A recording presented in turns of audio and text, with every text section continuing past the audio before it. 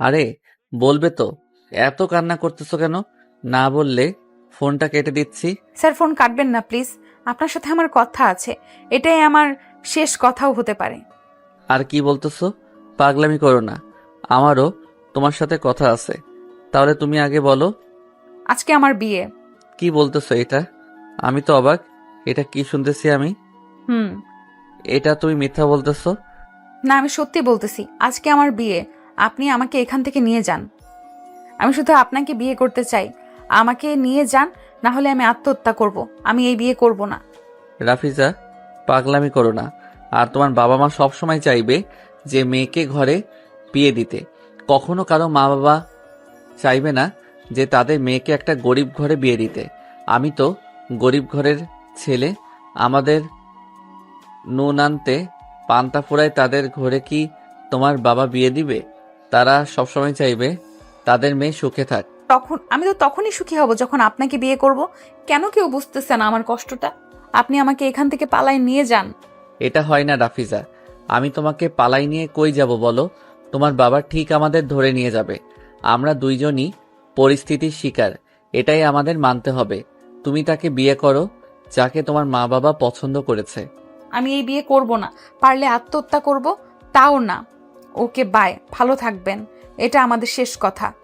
এই রাফিজা, পাগলামি করো না। কথা শেষ হতেই কল কেটে দিয়েছে। আবার আমি ফোন দিলাম, কিন্তু ফোন বন্ধ। তো মমিন, তোর মেয়েকে নিয়ে আয়, কতক্ষণ বসিয়ে রাখবি? হুম, কতক্ষণ বসে রাখবেন ভাইজান? আরে আর একটু। রাফিজার মা, রাফিজাকে নিয়ে আসো। ওকে আনতাসি, তোমরা বসে আর একটু গল্প করো। ওকে। রহিমা বেগম মেয়েকে ডাকতে গিয়ে দেখে দরজার সামনে কিসের যেন রক্ত। এটা আবার কিসের রক্ত? রহিমা বেগম দরজা খুলে দেখে তার মেয়ে পড়ে আছে, আর পুরো রুমটা রক্তে লাল হয়ে আছে। রাফিজা, কি করেছিস মা এটা? তুই আমাদের ছেড়ে যেতে পারিস না। তুই কেন করলি এটা? জোরে জোরে কান্না করতেছে আর বলতেছে রাফিজা সুইসাইড করেছে, হাতের রক কেটে দিয়েছে। এই কথা শুনে রাফিজার বাবা উপরে চলে এসেছে। এসে দেখে রাফিজা মেঝেতে শুয়ে আছে, আর পুরো রুম রক্তে লাল হয়ে আছে। মেয়ের এই অবস্থা দেখে সাথে সাথে ওখানে পড়ে যায়। কারণ একমাত্র মেয়ে বলে কথা। আবার আজকে তাকে ছেলেপক্ষ দেখতেও এসেছে। এটা কি করলো রাফিজা? মেয়ের এই অবস্থা দেখে মুমিন সাহেব বোবা হয়ে গেছে। একমাত্র তোমার জন্য আমার মেয়ের এই অবস্থা। আমার মেয়ের যদি কিছু হয় তাহলে আমি ভুলে যাব তুমি আমার স্বামী। কথা বলার শক্তি হারিয়ে ফেলেছেন মুমিন সাহেব। শুধু মেয়েকে দেখতেছে, মেঝেতে শুয়ে আছে। কি হলো? কথা বলো না কেন? আমার মেয়েকে এনে দাও, চুপ করে আছো কেন? চুপ করে আছে। এদিকে ছেলের বাবা বলতেছে, কি ব্যাপার মমিন? আর ভাবির উপরে গেল, নিচে আসতে না কেন?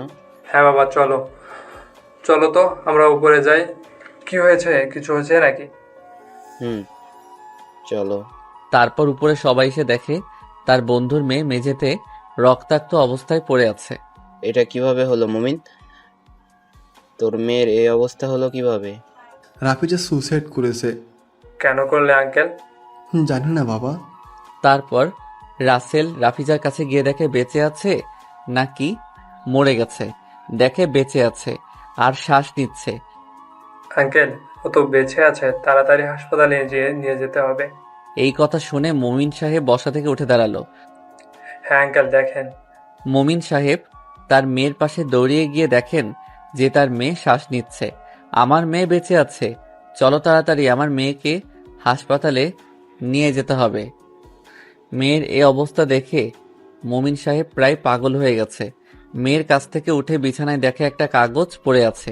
সেটা মুমিন সাহেব হাতে নিয়ে দেখে। প্রিয় বাবা মা, তোমরা আমার কষ্টটা বুঝলে না।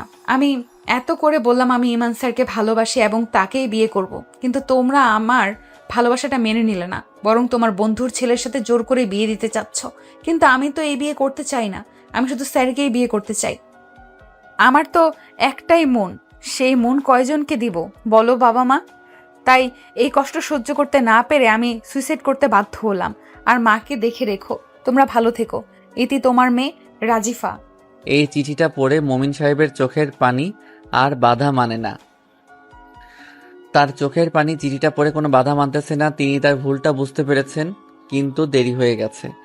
তোমার এই ইগোর জন্য আজকে আমার মেয়ের এই অবস্থা। আন্টি, এগুলো কথা বাদ দিয়ে রাফিজকে তাড়াতাড়ি হাসপাতালে নিয়ে যেতে হবে। আর আঙ্কেল, আপনি তাড়াতাড়ি অ্যাম্বুলেন্স ডেকে আনেন। ঠিক আছে বাবা। তারপর মমিন সাহেব অ্যাম্বুলেন্স ডেকে আনেন। রাসের বাবা অ্যাম্বুলেন্সে এসেছে। এই কথা রাসেল শুনে রাফিজাকে পাজা কোমরে কোলে তুলে নিয়ে অ্যাম্বুলেন্সে ওঠায়। তারপর সবাই হাসপাতালে যায় রাফিজার সঙ্গে। মমিন সাহেব এবং তার স্ত্রী এখনও কান্না করতেছে। হাসপাতালে ডাক্তার রাফিজাকে দেখে সাথে সাথে জরুরি বিভাগে নিয়ে যায়। আর এদিকে সবাই রুমের বাহিরে দাঁড়িয়ে আছে। বাবা, আমার মেয়ে বাঁচবে তো? হ্যাঁ আন্টি, আল্লাহর উপর ভরসা রাখেন, আল্লাহর কাছে দোয়া করেন। আর মমিন সাহেব চুপ করে বসে শুধু চোখের পানি ফেলতেছে। রাফিজাকে জরুরি বিভাগে ঢুকানো প্রায় 1 ঘন্টা হয়ে গেল, কিন্তু ডাক্তার বাহির হচ্ছে না। সবাই টেনশনে আছে। হঠাৎ একটা নার্স বাহির হয়, বলতেছে, এখানে রোগীর গার্জিয়ান কে? আমরা সবাই। রোগীর হাতের রক্ত কাটার ফলে শরীর থেকে অনেক রক্ত বের হয়ে গেছে, তাই ওনার রক্ত লাগবে, এ পজিটিভ রক্ত। আমি দেব, আমার রক্তে এ পজিটিভ। তাহলে আসেন তাড়াতাড়ি। নার্স মমিন সাহেবকে সাথে করে নিয়ে রক্ত নিতে একটা রুমে গেল। তারপর মমিন সাহেবের শরীর থেকে 1 ব্যাগ রক্ত নিল। নার্স বলতেছে, আঙ্কেল, আপনি এখানে শুয়ে থাকেন আর রেস্ট করেন। ঠিক আছে মা, কিন্তু মা আমার মেয়েটা বাঁচবে তো? আল্লাহর উপরই ভরসা রাখেন। নার্স 1 ব্যাগ রক্ত নিয়ে তাড়াতাড়ি আবার সেই রুমে ঢুকে গেল। 9টা থেকে 10টা, 10টা থেকে 11টা বেজে গেল, কিন্তু ডাক্তার এখনো বাহির হচ্ছে না। প্রায় 3 ঘন্টা হয়ে গেল। ঠিক 11টা 30 মিনিটে ডাক্তার রুম থেকে বাহির হলো। ডাক্তার বাহির হওয়ার সাথে সাথে সবাই ডাক্তারের কাছে চলে আসলো। ডাক্তার সাহেব, আমার মেয়ের কি অবস্থা?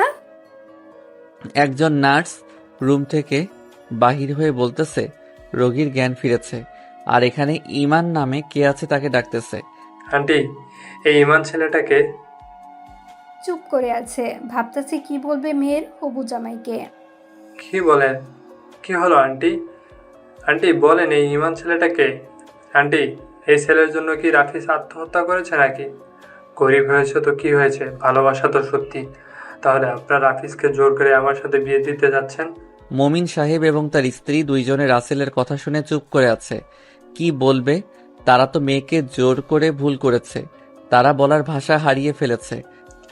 আচ্ছা আঙ্কেল আন্টি, ওগুলো পরে ভাবা যাবে, এখন চলেন ভিতরে যাই, রাফিজকে দেখে আসি।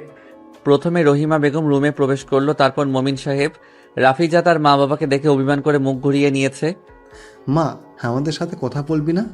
আমরা যে তোমার সাথে অনেক অন্যায় করেছি। তাও কথা বলতেছে না। কি হলো মা, মুখ ঘুরে আছিস কেন? কথা বলবি না আমাদের সাথে? এইবার রাফিজা তার মার কথা শুনে তার মায়ের দিকে মুখ করেছে। মা, আমি এই বিয়ে করব না, আমি ইমান স্যারকে বিয়ে করব। মা, স্যার আসে নাই আমাকে দেখতে। তোর স্যার তো জানে না তুই সুসাইড করেছিস, আর কেন করলি মা এটা? তুই তুই একবারও আমার কথা ভাবলি না? তোকে ছাড়া বাঁচবো কেমনে এই অভাগী মা? তোমরা আমার কথা শুনতেছিলে না, তাই আমি এই কাজটা করেছি। তোমরা আমাকে জোর করেছিলে, তাই। ঠিক আছে মা, তোকে আর জোর করবো না, তোর স্যারের সাথে বিয়ে দিয়ে দেবো। তুই আগে সুস্থ হ। সত্যি বাবা? মা, সত্যি। রাফিজা, এখন কেমন লাগতেছে এখন? আলহামদুলিল্লাহ, ভালো। কিন্তু আপনি কে? আরে ওকে চিনিস না? ওটা হচ্ছে তোর বাবার বন্ধুর ছেলে। ও। আন্টি, মনে হয় রাফিজ আমাকে চেনে নাই, তাই বলতেছে। আমি তো কখনো আপনাকে দেখি নাই, তাই। আর আজকে প্রথম দেখলাম আপনাকে। আরে ওকে চিনিস না? ওটা হচ্ছে তোর বাবার বন্ধুর ছেলে। ও। আমি তো কখনো আপনাকে দেখি নাই, তাই। আর আজকে প্রথম দেখলাম আপনাকে। বাবা, তুমি এতগুলো ফল এনেছো কেন? কে খাবে? কেন, তুমি খাবে মা? বাবা, আমি এতগুলো একা খেতে পারবো না। তোকে একেবারে সবগুলোকে খাইতে বলতেছে, ধীরে ধীরে খাবি, আর তোকে তাড়াতাড়ি সুস্থ হতে হবে না? ঠিক বলেছ তো তুমি।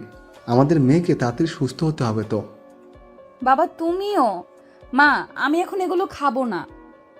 না বললে হবে না, এগুলো খাইতে হবে তোকে। রহিমা বেগম তার মেয়েকে জোর করে খাওয়াচ্ছে। রাসেল রহিমা বেগম এবং তার মেয়েকে জোর করে খাওয়ানো এক নজরেই দেখতে আছে, কারণ তার মা নাই তো, তাই।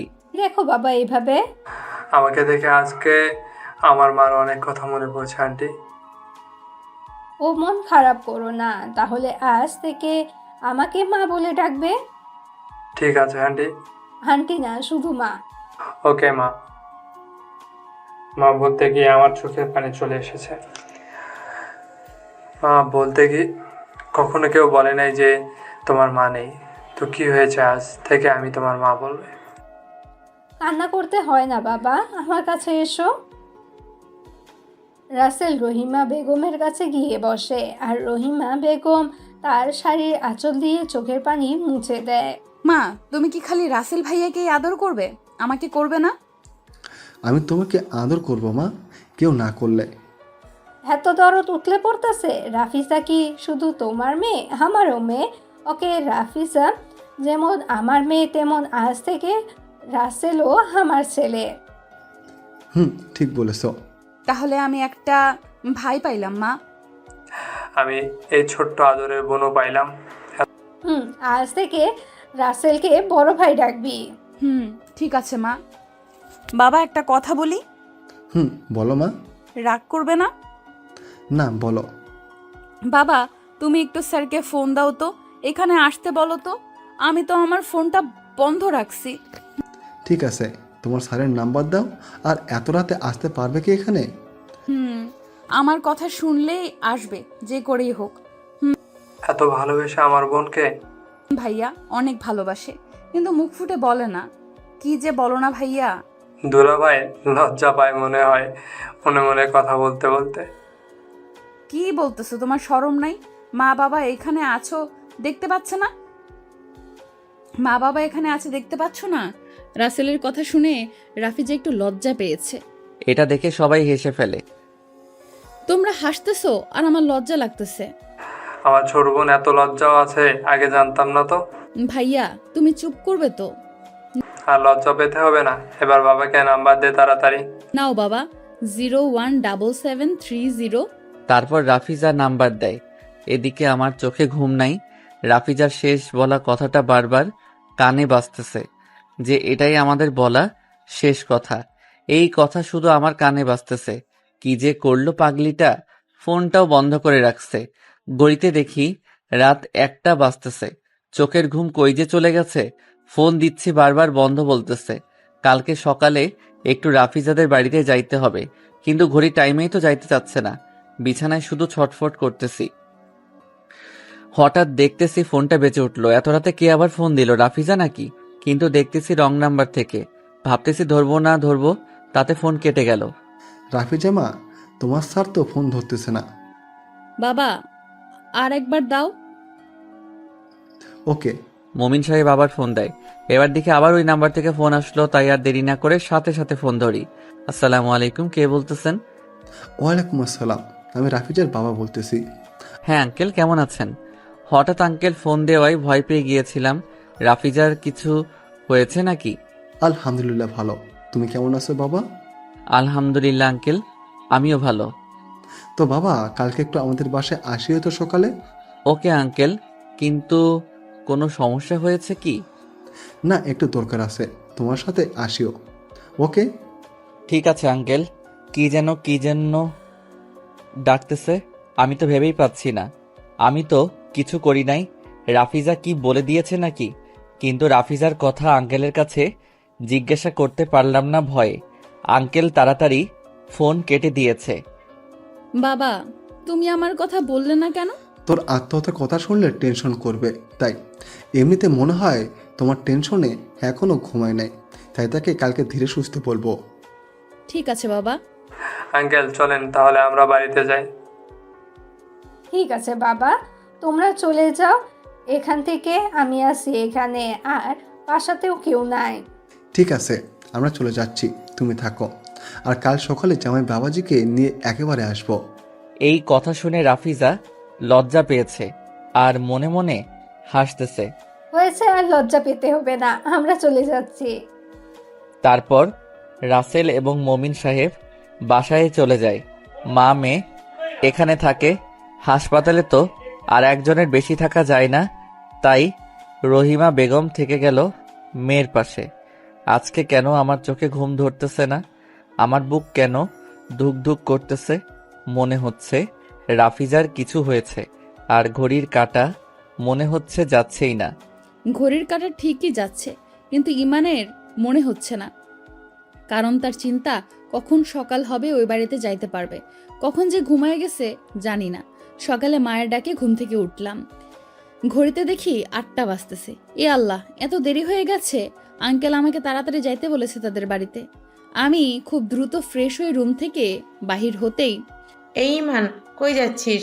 নাস্তা করে যা বাবা। খাবো না মা এখন।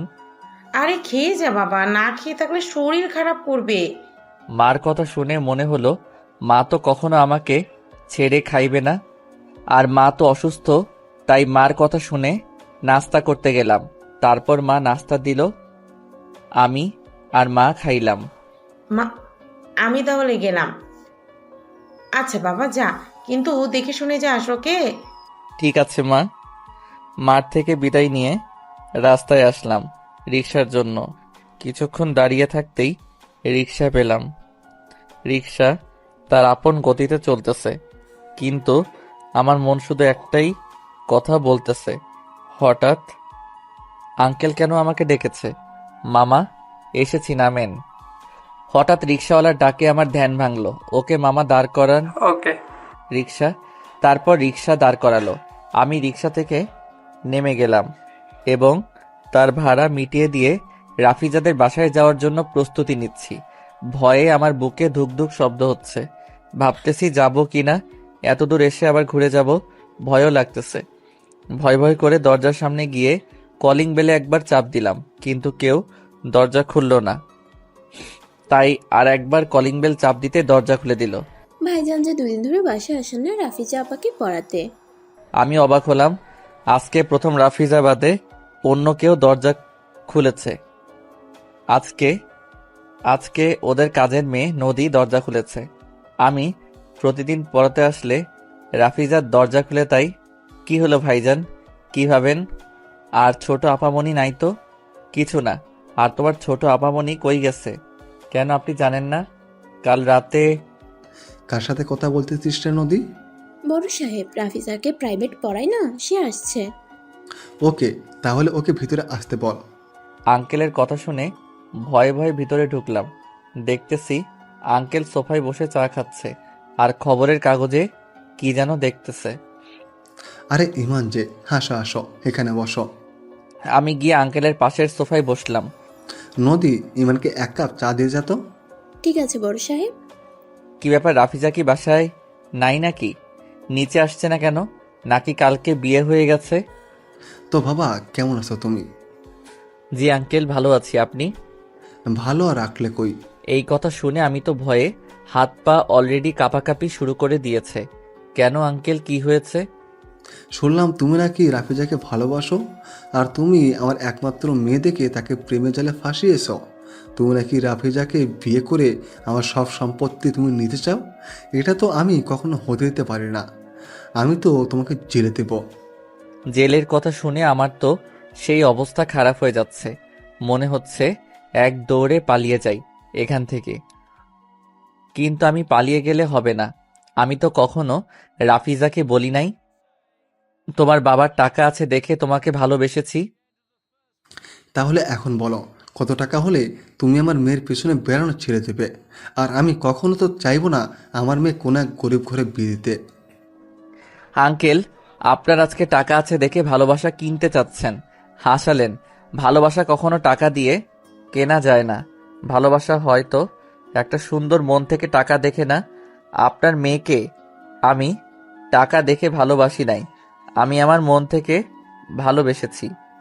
এগুলো কথা আমি অনেক শুনেছি। টাকা ছাড়া পৃথিবী অচল। তাই বলতেছি, কত টাকা নিবা বলো, তুমি যত চাইবে তত দিব। আঙ্কেল, আমরা গরিব হতে পারি, কিন্তু টাকার লোভী না। আপনার টাকা আপনার কাছে রেখে দেন। আচ্ছা ঠিক আছে, আপনার মেয়ের সামনে কখনো আর ভালোবাসার দাবি নিয়ে আসবো না। আর একটা কথা মনে রাখবেন, টাকা কখনো প্রকৃত সুখ দিতে পারবে না। আর কখনো কারো ভালোবাসা টাকা দিয়ে কিনতে আসবেন না। এই কথা বলে আমি চলে যাচ্ছি। তাতে আঙ্কেল বলতেছে, কই যাও? বাসায় যাচ্ছি আঙ্কেল। রাফিজের সাথে দেখা করবে না, তোমার হবু বউয়ের সাথে? হবু বউ মানে বুঝলাম না। আরে রাফিজা, তোমার হবু বউ। আমি তোমাদের সম্পর্ক মেনে নিয়েছি। তাহলে আপনি যে এতক্ষণ ওগুলো কথা বললেন? আর কথাগুলো বলেছি তোমাকে পরীক্ষা করানোর জন্য। আমি চেয়েছিলাম আমার হবু জামাই আমার মেয়েকে ভালোবাসে নাকি আমার টাকাকে। পরীক্ষা করে দেখলাম তুমি আমার টাকাকে নয়, আমার মেয়েকে সত্যি ভালোবাসো। আঙ্কেলের কথা শুনে আমার এখন হাসি পাচ্ছে, কারণ সত্যিকারের ভালোবাসা কখনো হেরে যায় না। ইমান, রাফিজের খবর জানো? কালকে ওকে আমরা জোর করে বিয়ে দিতে চেয়েছিলাম, কিন্তু আমরা বিয়ে দিতে পারি নাই। তার আগে রাফিজা সুসাইড করে। এই কথা বলে আঙ্কেল থেমে যায়। সুইসাইড মানে? এখন কই আছে আঙ্কেল? আমাকে ওর কাছে নিয়ে চলুন আঙ্কেল। আমার রাফিজার কিছু হতে পারে না। শান্ত হও, এখন রাফিজা ঠিক আছে। ও এখন বিপদমুক্ত, হাসপাতালে আছে এখন। কোন হাসপাতালে আছে রাফিজা? আমাকে নিয়ে চলুন তার কাছে। আমি রাফিজার সুইসাইড করার কথা শুনে প্রায় পাগল হয়ে যাওয়ার মতো হয়ে গেছি। আমার পাগলিটা সুইসাইড করেছে। এই কথা শোনার আগে কেন আমার মৃত্যু হলো না? কত কষ্ট না পেয়েছে আমার পাগলিটা। ঠিক আছে, চলো তাহলে রাফিজার কাছে যাই। রাফিজা তোমার অপেক্ষায় বসে আছে। ওকে আঙ্কেল, তাহলে চলেন। তারপর আঙ্কেল আর আমি হাসপাতালে যাই। প্রথমে আঙ্কেল রুমে ঢুকলো, আমি এখনো রুমে ঢুকি নাই। দেখি রাফিজা কি বলে। বাবা তুমি আসছো? মা। কিন্তু বাবা, তুমি যে বললে ইমান স্যারকে আনবে তোমার সাথে, কিন্তু কই বাবা, উনি কি আমাকে দেখতে আসবে না? না, হাসবে না মা। ও, রাফিজার মন খারাপ হয়ে গেছে যখন শুনেছে তার স্যার তাকে দেখতে আসবে না। রাফিজার আজকে বড্ড অভিমান জমেছে মনে। কি হলো, মন খারাপ করলে মা? না বাবা। হয়েছে, আর মন খারাপ করতে হবে না। তোর ইমান স্যার এসেছে, বাইরে আছে। সত্যি বাবা? তাহলে আমি দেখা করে আসি। আরে তোকে বাইরে যাইতে হবে না, আমরা বাইরে গিয়ে তোর স্যারকে পাঠিয়ে দিতেছি। ওকে মা। তারপর মা বাবা বাহিরে যাচ্ছে আর বলা বলি করতেছে।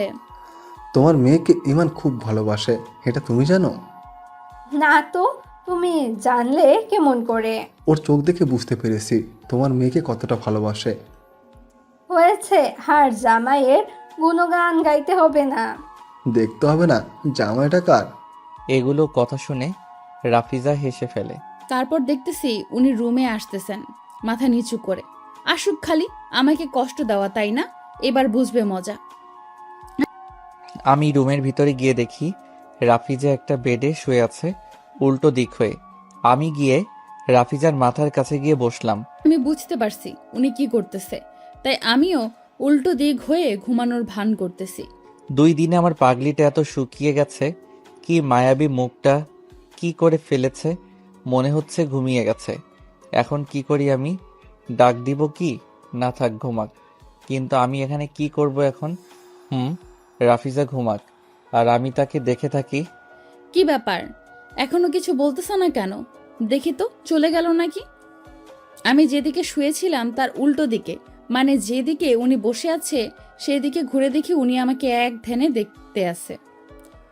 এই যে মিস্টার, কি দেখেন? মেয়ে মানুষ কি কখনো দেখেন নাই? দেখি নাই, দেখে তো তোমাকে দেখতেছি। তুমি কত সুন্দরী, তাই তোমাকে দেখতেছি। হয়েছে, অনেক দেখছেন, এখন এখান থেকে যান। আর আপনি কে, এখানে কেন?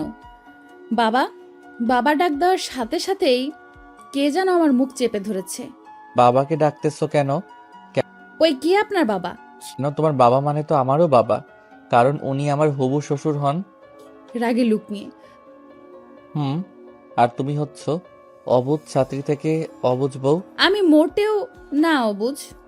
অবুঝ না হলে কি সুইসাইড করতে?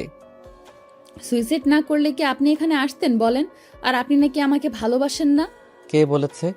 ভালো না বাসলে কি আমি এখানে আসি? আমার কথা বোঝা হয়েছে, আপনি আমাকে কতটুকু ভালোবাসেন। দেখি তোমার হাতটা, কলিজা। না, আমি আপনাকে দেখব না, আপনি খুব পচা। আরে না, দেখাও আমার কলিজাটা কত কষ্ট পেয়েছে, দেখি। না, দেখব না। দেখি বলতেছি।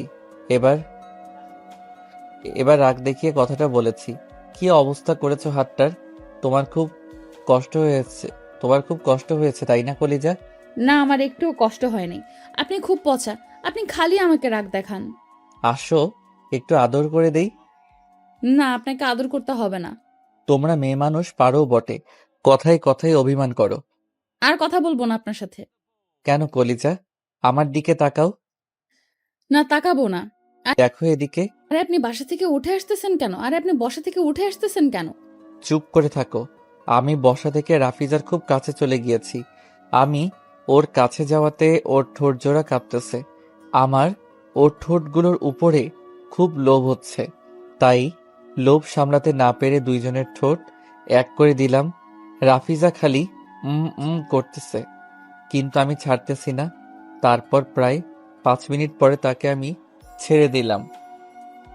দুইজনে হাঁপাচ্ছি, মনে হচ্ছিল দম বন্ধ হয়ে যাচ্ছে। আপনি কি আমাকে মেরে ফেলবেন? না তো, তুমি মরলে আমি কি নিয়ে বেঁচে থাকবো? কেউ এতক্ষণ কিস করে? কেন, সেদিন তুমি যে আমাকে কিস করলে। আপনি কি সেদিনের প্রতিশোধ নিলেন? না তো। আসতে পারে কি আমি ভিতরে? আরে ভাইয়া যে, আসো। তুমি ভেতরে আসতে কি পারমিশন নিতে হবে? তাও ঠিক আছে, আসো ভেতরে, বাইরে না থেকে। আমি তো এই ছেলেকে চিনি না, তাই ওরা দুইজন কথা বলতেছে, আমি দর্শকের শুনতেছি। তারপর ছেলেটা রাফিজার পাশে গিয়ে বসলো। এটা আমার ভাই রাসেল। ও, এটা তাহলে আমার বোনের টিচার? ভাইয়া। হাই, আমি রাসেল আহমেদ। হ্যালো, আমি ইমান ইসলাম। আমি রাসেলের সাথে টুকটাক কথা বলে পরিচিত হলাম। শুধু কি তোমরাই কথা বলবে, আমার সাথে কথা বলবে না? বলবো না, তুই একাই থাক। আমি ইমান ভাইয়াকে পেয়েছি, তাই তোর সাথে আর কথা নাই। ভাইয়া, তুমি এটা বলতে পারলে? আমার তো হাসি বাহির হচ্ছে ভাই বোনের ঝগড়া দেখে। তারপর আঙ্কেল আন্টি আসলেন ঘরে। কি হয়েছে তোমাদের? ভাই বোন ঝগড়া করতেছো কেন? মা দেখো না, ওনারা দুজন খালি কথা বলতেছে আমার সাথে। ওরা নাকি এখন কথা বলবে না। আরে রাসেল, তোর সাথে শয়তানি করতেছে। মা, আমি তাহলে যাই, অফিসে একটু কাজ আছে। আর ভাই বোন, আমি চলে যাচ্ছি। এখন মন ভরে কথা বলিস ওকে। যাও। ওকে বাবা, তাহলে যা। ওকে বাবা, গেলাম। ওকে যাও। তারপর ছেলেটা চলে গেল হাসপাতাল থেকে। বাবা ইমান, রাফিজা তো অসুস্থ, তাই তুমি যদি একটু পাশে থাকতে তাহলে ভালো হতো। ঠিক আছে। তুমি বাবা ইমান, তুমি থাকো রাফিজার পাশে, আর আমরা দুজনে বাসায় যাই। বাসায় কত কাজ। ওকে আঙ্কেল আন্টি, আপনারা যখন বলতেছেন। তারপর আঙ্কেল আন্টিও চলে গেলেন। শুধু রাফিজা আর আমি রয়ে গেলাম হাসপাতালে। আমার এখানে আসা প্রায় দুপুর হয়ে গেল। মা টেনশন করবে দেখে মাকে ফোন করে বলেছি যে মা, আমি আজকে বাসায় যাইতে পারবো না। কেন বাবা? মা, আমার এক বান্ধবী অসুস্থ, তাই তার কাছে এসেছি। ওকে বাবা, ভালো করে থাকিস। ঠিক আছে মা। কি বললা আমার শাশুড়ি মাকে? বললাম যে আমার এক বান্ধবী অসুস্থ, তাই আমি তার কাছে গিয়েছি। কি? আমি তোমার বান্ধবী হই? আরে রাগ করো কেন, মা তো আর জানে না তোমার কথা। মাকে এখন তোমার কথা বললে বলবে যে ছেলে প্রেম করতেছে আর আমাকে বলে নাই। এই কথা শুনলে মন খারাপ করবে, তাই মিথ্যা বললাম। ও আচ্ছা, তুমি কি খেয়েছো? না, সকালে একটু নাস্তা করেছি। তাহলে এখানে ফল আছে, কেটে কেটে খাও। ওকে বউ। হাসো কেন? বউ বললে তাই। বউ বলেছি দেখে কি তুমি আসবে? না, এমনি। ঠিক আছে, আর হাসবে না। এবার হা করো, আপেলের টুকরাটা খাও। তুমি খাও আগে। তুমি আগে খাও, কারণ তোমাকে তাড়াতাড়ি সুস্থ হতে হবে। তুমিও বলো, মাও জোর করে খাওয়ায়, এখন তুমিও। আরে খাও। ঠিক আছে, খাবো এক শর্তে। ওকে বলো কি শর্ত? আমি তোমাকে খাইয়ে দিব আর তুমি আমাকে, তাহলে খাবো আমি। ওকে। রাফিজা আমাকে খাইয়ে দিচ্ছে আর আমি রাফিজাকে খাইয়ে দিচ্ছি। এভাবে সারাটা দিন রাফিজার সাথে দুষ্টুমি করে চলে গেল। একটা নার্স এসে বলতে লাগলো, ভাইয়া একটু সরেন তো, রোগীকে ইনজেকশন দিতে হবে। ওকে আপু দাও। না, আমি ইনজেকশন দিব না, আমার খুব ভয় করে। আরে একটু লাগবে না, দাও, আমি আছি। না, আমি দিব না। ভাইয়া আপনি একটু রোগীকে ধরেন, আমি দেই, এটা দিতেই হবে। আমি রাফিজার পাশে গিয়ে বসলাম এবং ওকে বললাম আমার হাত শক্ত করে ধরো। তারপর সে আমার হাত শক্ত করে ধরলো। নার্স ইনজেকশন দিয়ে দিল। আচ্ছা, আপনি কি বলতে পারেন রোগী কবে সুস্থ হবে বা কবে বাড়িতে নিয়ে যাইতে পারবো? রোগী সুস্থ হতে বেশি দিন লাগবে না, আপনারা কালকেই রোগীকে নিয়ে যাইতে পারেন। ওকে, ধন্যবাদ আপনাকে। রাতে আঙ্কেল আন্টি কেউ আর আসলো না রাফিজার কাছে। আমি ছিলাম তার পাশে সব সময়। রাতে এখন কই থাকবো সেই নিয়ে চিন্তা। আপনি কই থাকবেন স্যার? সেটাই তো, কই থাকবো আমি? আর সবসময় আমাকে স্যার বলে কেন? আর সবসময় আমাকে স্যার বলো কেন? এখানে কি আমি তোমাকে স্যার বলে ডাকতে বলেছি? শুধু আপনি করে বলবে। ওকে, তাহলে আপনি আমার পাশে শুয়েন। না, বিয়ের আগে একসাথে থাকা ঠিক না। তাই তুমি বেডে ঘুমাও, আমি এই চেয়ারে ঘুমাবো। আপনার কষ্ট হবে না? আরে না, একদিনের ব্যাপার, কোনো কষ্ট হবে না, তুমি ঘুমাও। ওকে। তারপর আমি চেয়ারে হেলান দিয়ে বসে আছি। কি থেকে কি হয়ে গেল, কখন যে ঘুমিয়ে গেছি জানি না। হঠাৎ মাঝরাতে ঘুম থেকে উঠে দেখি রাফিজা তার বেডে ছোট বাচ্চার মতো পা দুটো জড়ো করে শুয়ে আছে। এখন কি সুন্দর নিষ্পাপ মনে হচ্ছে, কিন্তু ঘুম থেকে উঠলে খুব ফাইজলামি করে। কি সুন্দর লাগছে রাফিজাকে ঘুমানো অবস্থায়। আর একবার ক্রাশ খাইলাম। দেখতে দেখতে প্রায় রাত 2টা বেজে গেল। মনে হচ্ছে চোখের ঘুম হারাই গেছে। হঠাৎ কখন ঘুমাই গেছি জানি না, মর্নিং, ঘুমের ধান্দায় বলতেছি। কিন্তু কেউ কিছু বলতেছে না। চোখ খুলে দেখি, আরে আমি তো হসপিটালে আছি, আর দেখতেছি আমার পাশে ইমান চেয়ারে বসে ঘুমাচ্ছে। মা ডেকো না তো, একটু পরে উঠবো। এই যে স্যার, ওঠেন। আমি কি আপনার মা হই? সাথে সাথে মারতে শুরু করেছি। আমি চোখ খুলে দেখি রাফিজা আমাকে মারতেছে। কি হলো, তুমি সকালবেলা আমাকে মারতেছো কেন? আমি কি আপনার মা হই? তুমি কেন আমার মা হতে যাবা? তাহলে আমি তোমাকে ডাকতেছি আর আপনি বলতেছেন মা, এত সকালে ডাকতেছো কেন? আরে আমার মনে ছিল না যে আমি তোমার সাথে হাসপাতালে আছি, তাই বলেছি। প্রতিদিন সকালে মা ঘুম থেকে ডেকে উঠাই তো, তাই বলেছি। তাই দেখে আপনি আমাকে মা ডাকবেন? কি হয়েছে, তোমরা মারামারি করতেছো কেন? না আব্বু, এমনি। দরজায় দেখি আঙ্কেল আর আন্টি এসেছে, সাথে সকালের খাবারও এনেছে। মা, খাবারগুলো দুজনে খেয়ে নিও। 10টার দিকে তোমাকে বাসায় নিয়ে যাব। আমি ডাক্তারের সাথে কথা বলে আসলাম, আজকে তোমাকে বাসায় নিয়ে যাইতে পারবো। ওকে বাবা। আর এখানে থাকতে আর ভালো লাগতেছে না বাবা, আর শুধু বোর লাগতেছে। ওকে মা, আজকে চলে যাব এখান থেকে। ঠিক আছে মা। তারপর আমরা দুইজনই আন্টিদের আনা খাবার খাইলাম। খেয়ে আঙ্কেল আন্টিদের সাথে গল্প করতে করতে 10টা বেজে গেল। বাবা, 10টা তো বেজে গেল, কখন যাব এখান থেকে? তোমরা রেডি হও, আমি হাসপাতালের বিল মিটিয়ে দিয়ে আসি। ওকে বাবা, যাও। তারপর আঙ্কেল হাসপাতালে বিল মিটিয়ে দিয়ে আসলেন। সবাই রাফিজাকে নিয়ে বাসায় যাওয়ার জন্য রওনা দিলাম।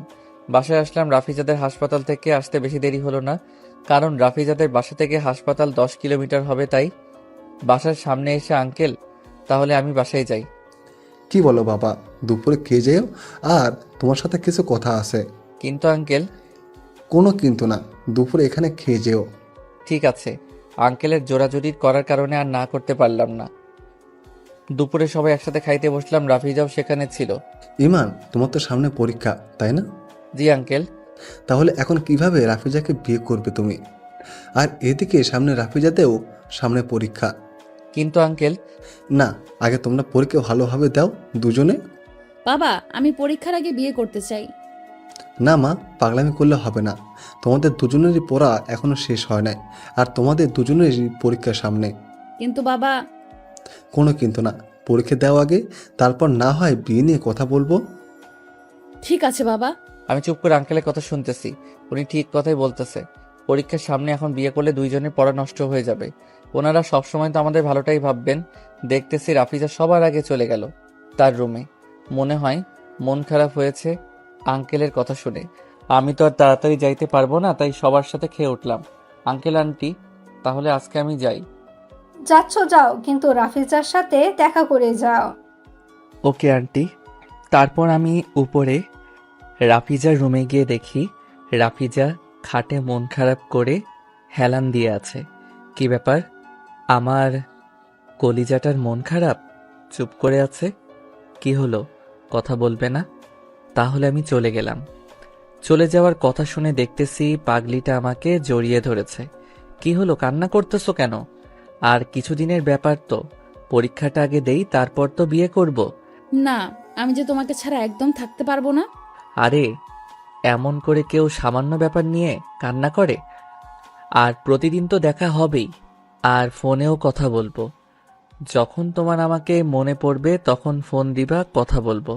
ঠিক আছে। আচ্ছা, তুমি কি আমাকে কখনো ভুলে যাবে? আরে আমি কি তোমাকে ভুলতে পারি? তুমি আমার হচ্ছ কলিজা। এই কলিজাটা ছাড়া আমি কি বাঁচতে পারি বলো? সত্যি তো আমাকে কখনো ভুলবে না? হুম, সত্যি কলিজা। তাহলে আমি যাই, ওকে? না গেলে হয় না? আজকে আপনি এখানে থাকেন না। আরে না, বিয়ের আগে এখানে থাকলে বাহিরের মানুষ জানলে খারাপ বলবে, তাই আমি গেলাম, ওকে? কালকে দেখা হবে। ওকে, যান, দেখে শুনে যাইবেন। কালকে আপনি খুব সকালে আসবেন আর বাড়িতে গিয়ে আমাকে ফোন দিবেন। ওকে বাবা, আসবো। রাফিজার থেকে বিদায় নিয়ে বাড়িতে যাচ্ছি।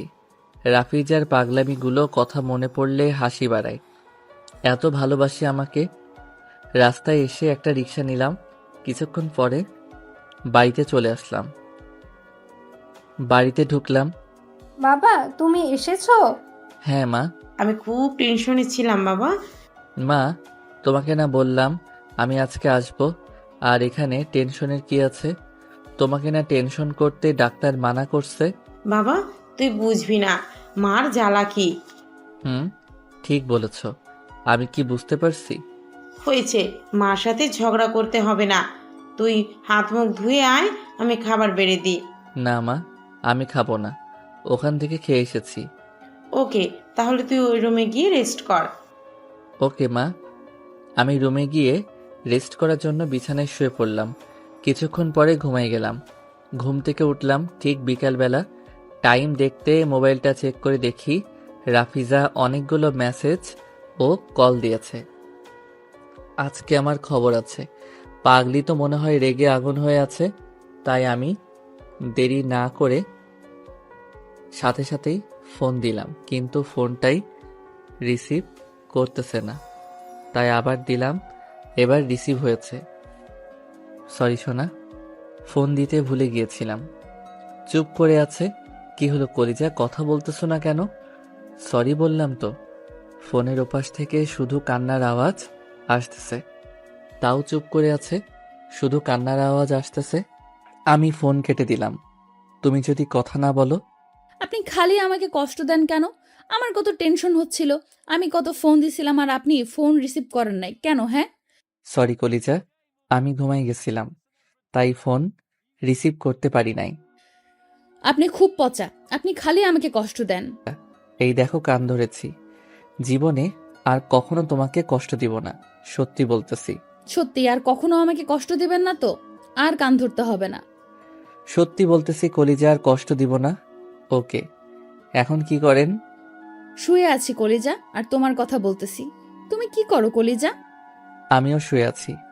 এভাবে রাফিজার সাথে কিছুক্ষণ কথা বলে কেটে দিলাম, কারণ তার সাথে কথা বলতে বলতে সন্ধ্যা হয়ে গেছে। তাই ভাবলাম একটু পড়তে বসবো। হাত মুখ ধুয়ে পড়তে বসলাম। সামনে পরীক্ষা, আর ভালো রেজাল্ট করতে হবে, তাই বই পড়লাম 10টা পর্যন্ত। তারপর রাতের খাবার খেয়ে আবার রুমে আসলাম।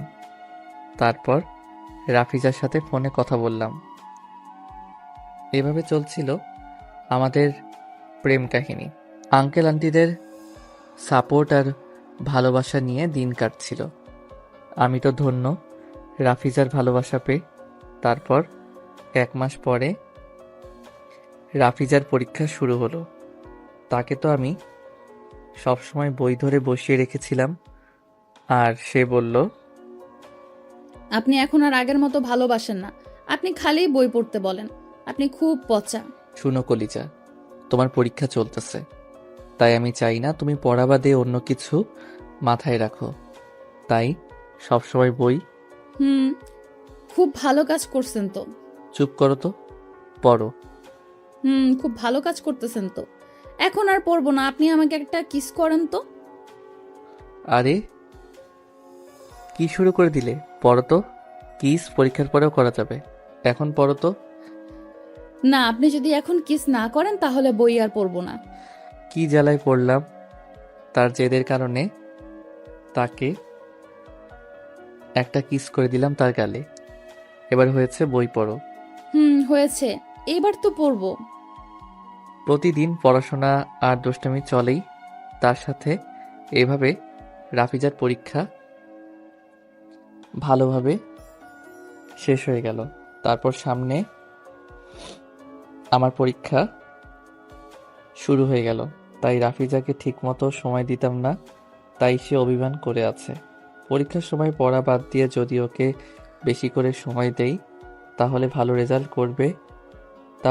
রেজাল্ট করব কেমন করে বলেন? তাই ঠিকভাবে ওর সাথে কথা বলি না। 1 মাস চলে গেল আমার পরীক্ষা শেষ হতে। এই 1 মাস রাফিজার সাথে ঠিকভাবে কথা বলা হয় নাই। তাই আজকে পরীক্ষা শেষ হওয়ার কারণে আমি খুব খুশি, কারণ আমি এখন থেকে ওর সাথে সব সময় কথা বলতে পারবো। তাই তাকে সাথে সাথে ফোন দিলাম। হ্যালো কলিজা। আমি কারো কলিজা না যে আমার সাথে 1 মাস ঠিকভাবে কথা বলে নাই, তার কলিজা আমি না। তুমি কই? আরে কলিজা, তুমি অবুঝগুলোর মতো কথা বলো কেন? আমার পরীক্ষা চলতেছে, তাই তোমাকে সময় দিব নাকি পড়াতে বলো? আমাকেও সময় দিবেন, পড়াতেও। আচ্ছা, এগুলো বাদ দাও। আজকে থেকে আমার পরীক্ষা শেষ, তাই এখন থেকে যখন তখন কথা বলতে পারবো তোমার সাথে। আচ্ছা বলো, কই আছো এখন? কই আর থাকবো, বাসায় আছি। ওকে থাকো, আমি যাচ্ছি তোমার কাছে। সত্যি তুমি আসবে আমাদের বাসায়? হুম, যাচ্ছি। ওকে, ফোন রাখলাম, বাই। আমি আসতেছি। কে আসেন? তারপর আমি একটা রিকশায় চড়ে চলে আসলাম রাফিজাদের বাড়ির সামনে। রিকশার ভাড়া মিটিয়ে দিয়ে খুশি মনে কলিং বেল বাজিয়ে দিলাম। সাথে সাথে গেট খুলে গেল। আমি তো মনে করেছিলাম রাফিজা দরজা খুলেছে, কিন্তু না, দরজা খুলেছে তাদের কাজের মেয়ে। তোমার রাফিজা আপা কই আছে? রুমে আছে, আপনি যান ভাইয়া। ওকে, আমার মনটা খারাপ হয়ে গেছে, কারণ রাফিজা দরজা না খুলে তাদের কাজের মেয়ে খুলেছে। তাই আমি মন খারাপ করে ভিতরে গেলাম। ভিতরে গিয়ে দেখি আঙ্কেল সোফায় বসে আছে। তাই আমি আঙ্কেলের কাছে গিয়ে বসলাম। তারপর, আঙ্কেল কেমন আছেন? আলহামদুলিল্লাহ ভালো বাবা, তুমি? জি আঙ্কেল, আমিও ভালো। তো তোমার নাকি আজকে পরীক্ষা শেষ হয়েছে শুনলাম, রাফিজা বলল তো। জি আঙ্কেল। তোমার সব পরীক্ষা কেমন হয়েছে বাবা? জি আঙ্কেল, সবগুলো খুব ভালো হয়েছে। ওকে, এখন শুধু রেজাল্টের অপেক্ষা। জি আঙ্কেল। তোমাদের রেজাল্ট বের হলে আমি চাচ্ছি তোমাদের এঙ্গেজমেন্টটা করতে। ঠিক আছে আঙ্কেল। আর যাও উপরে, রাফিজা তার রুমে আছে। ঠিক আছে আঙ্কেল। তারপর আমি আঙ্কেলের থেকে উপরে চলে আসলাম রাফিজার রুমে। এসে যা দেখলাম তা কখনো দেখি নাই। বিনা টিকিটে ছবি দেখতেছি। আমি তো বিশ্বাসই করতে পারতেছি না এটা আমি কি দেখতেছি। খারাপ কিছু ভাবিয়েন না বন্ধুরা। আমি তো রাফিজার রুমে এসে দেখি রাফিজা শাড়ি পরেছে, হালকা মুখে মেকআপ, বাঁকা ঠোঁটে লিপস্টিক, কপালে লাল টিপ, ইত্যাদি ইত্যাদি। আর আপনাদের বলবো না, যদি ফির আপনাদের পছন্দ হয়ে যায় তাই। আচ্ছা, আজকে আমাকে শাড়ি পরে কেমন লাগতেছে? একদম ভালো লাগতেছে, একেবারে ময়দা সুন্দরী লাগতেছে। কি, আমাকে ভালো লাগতেছে না? তাহলে আর এই শাড়ি পরবই না, এখানেই খুলে ফেলবো, এখনই খুলে ফেলবো। আরে শাড়ি খুলতেছো কেন? থাক না। না, আমি খুলে ফেলবো। আর কি বললেন আমি ময়দা সুন্দরী? আমি মোটেও ময়দা সুন্দরী না, আমি এমনিতেই ফর্সা। ওকে। আরে রাগ করতেছো কেন? আমি তোমাকে রাগানোর জন্য মজা করলাম। এ শাড়ি পরে তো অনেক সুন্দর লাগতেছে, একেবারে অবুঝ ছাতির উপরে ক্রাশ খাইলাম। না, আপনি সত্যি কথাই তো বলেছেন আমি ময়দা সুন্দরী। পাগলি রাগ করেছে, তাই আমি তাকে পিছন থেকে জড়িয়ে ধরলাম। সত্যি বলতেছি, তুমি ময়দা সুন্দরী না। তুমি তো ওগুলো মাখতেই পারো না, তুমি এমনিতেই অনেক সুন্দর। বন্ধুরা, একটা কথা আপনাদের কানে কানে বলি, রাফিজাকে বলিয়েন না কিন্তু, ওকে? সেটা হচ্ছে, মেয়ে মানুষ যতই সুন্দর হোক না কেন মেকআপটা করবেই, কারণ ছেলেদের তো দেখাতেই হবে আমি বিশ্ব সুন্দরী। কিন্তু এটা তো মেয়েরা জানে না, মেকআপ করলে তাদের একবারে পেটনি লাগে, সেটা তারা বুঝেই না। দেখেন ভাই, রাফিজাকে মেকআপের কথা বলাতে কেমন রাগ করেছে সেই রকম। এমনিতেই সুন্দর, তাও মেকআপ করেছে। আমি যেটা বললাম ওকে আবার আপনারা বলিয়েন না। সত্যি তো? হুম, 1 সত্যি, 2 সত্যি, 3 সত্যি।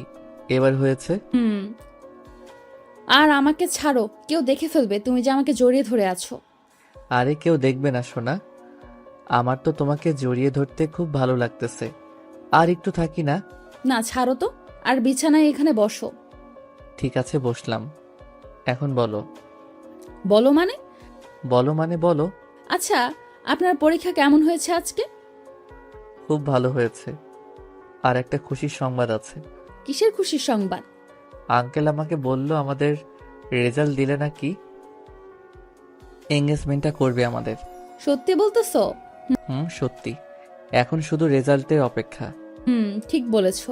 আচ্ছা, তোমার রেজাল্ট দিলে কোন কলেজে ভর্তি হবে? কেন? আরে বলো না। বাবা যেখানে ভর্তি করিয়ে দেবে সেখানেই হব। ও, এভাবে রাফিজার সাথে টুকটাক কথা বলতে বলতে প্রায় দুপুর হয়ে গেল। তাই আন্টি দুপুরে না খেয়ে আসতে দিচ্ছে না তাদের বাড়ি থেকে। বাড়ির হবু জামাই বলে কথা, না খেয়ে আবার আসতে দেয়। তারপর রাফিজাদের বাসায় খেয়ে চলে আসলাম আমার বাড়ি। এভাবে দেখতে দেখতে রেজাল্ট দেওয়ার দিন চলে এসেছে। কালকে রেজাল্ট দিবে রাফিজার, সে তো সেই টেনশনে আছে। ও তো আমাকে বারবার বলতেছে যে আমি যদি ফেল হই, আমি জানি ও কখনো ফেল হবে না, বরং ভালো রেজাল্ট করবে। যেদিন রাফিজার রেজাল্ট দিবে সেদিন আমি রুমে বসে আছি। হঠাৎ রাফিজা ফোন দিয়েছে, তাই ফোনটা রিসিভ করে ও বলতেছে, শোনেন, আমি না আজকে খুব খুশি। কেন? আমি জানি ওর আজকে রেজাল্ট দিয়েছে। আঙ্কেল আমাকে ওর আগে ফোন দিয়ে বলে দিয়েছে ও A+ পেয়েছে। জানিও না জানার ভান করলাম। আমার আজকে রেজাল্ট দিয়েছে। তাই ফেল গেছো? আমি কি ফেল হতে পারি? আমি A+ পেয়েছি। কি সত্যি? মিষ্টি খাওয়াবে না? এই মিষ্টি আপনি খাওয়াবেন, কারণ আপনার আমি হবু বউ হই, আর আমি পরীক্ষায় ভালো রেজাল্ট করেছি, তাই আপনি মিষ্টি খাওয়াবেন। আচ্ছা সেটাও তো ঠিক, হবু বউ বলে কথা। শোনেন, বলো মহারানী। বাবা বলতেছে তোমার রেজাল্ট দিলে নাকি তোমার পরিবারের সাথে কথা বলবেন। আমার পরিবারের শুধু মা ছাড়া কেউ নাই। সরি, আপনি কি মন খারাপ করলেন আমার কথায়?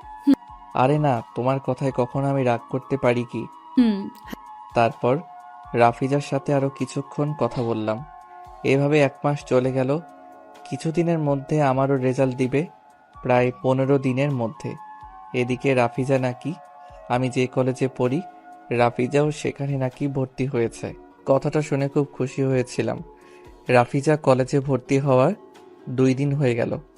আমার রেজাল্ট দিতে আর মাত্র 13 দিন।